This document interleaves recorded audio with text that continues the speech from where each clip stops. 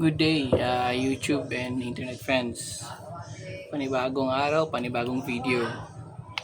Um, Today, meron akong super budget friendly na airgun.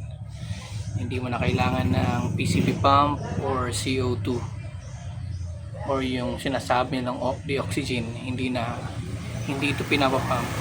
Hindi ito pinapump. Ito ay spring powered airgun brake barrel.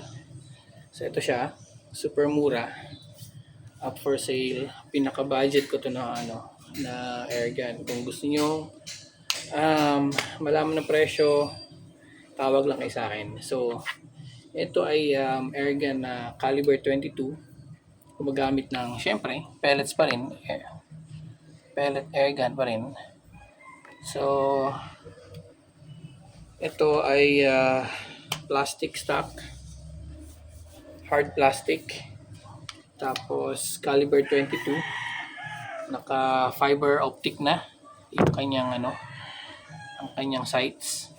Meron siyang rail para sa scope, and then ang scope na ikakabit dito is yung dovetail.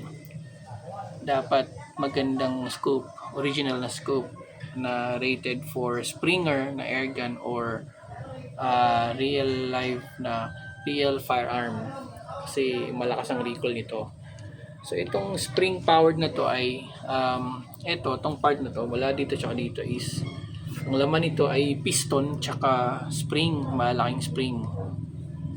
So ang nangyayari is kapag kinakak mo siya, pagka i-brake mo yung barrel niya, pagka binrake mo tong ganyan, yung spring dito is kinakasa niya, para bang kinocompress niya yung spring na hanggang dito siguro yon. And then once na kinalabit mo yung spring na yon na merong piston, itutulak niyo yung piston sobrang lakas ng tulak niya papunta dito, tapos yung hangin na laman niya yun yung magtutulak dun sa pellet. So tawag dito ay brake barrel airgun or Springer. Pinaka budget friendly na airgun. So paano mangyari, or ituturo ko kung paano gamitin. So ganito siya. Una, brake mo muna ito. Yan. Tapos yan, marinig mo yung block niya. Yan.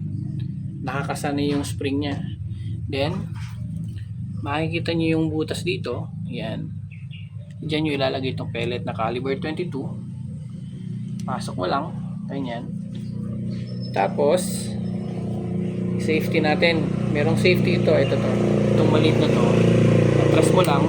Kasi safety yan. So ibalik mo ngayon yung barrel. Yan. Yan na siya. Rock and roll ka na. So iputok natin. Ganito siya. Sobrang lakas na recoil nito. Safety off.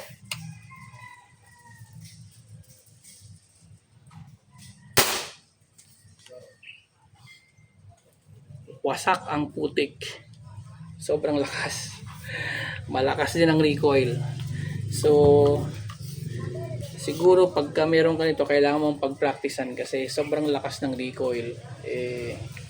Medyo mahirap itama.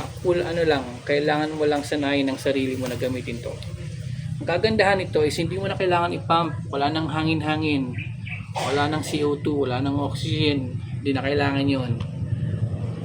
So pwede ito pang bundok, or pagka hindi mo na kailangan magdala ng pump or magpakarga pa ng CO2, dalhin mo lang ito. Ito lang kailangan mo, tsaka bala, unlimited na. Unlimited firing. So ganun kaganda ito, at ang lakas pa.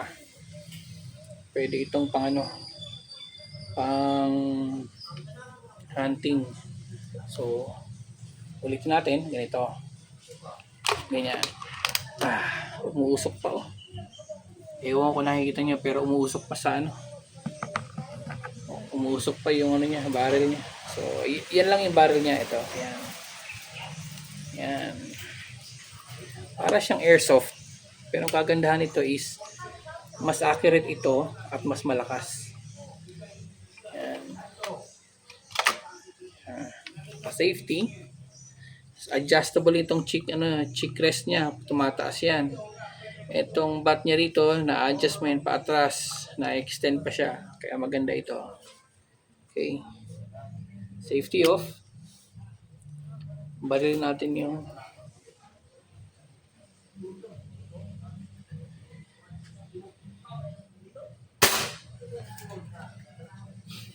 lakas talaga.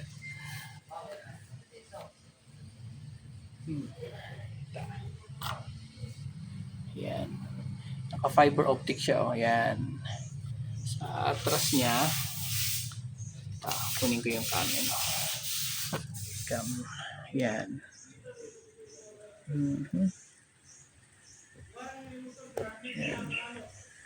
So, yan yung unit. Ganda. So, all black siya. Ganda yan. Caliber 22 airgun. Itong pinakamura.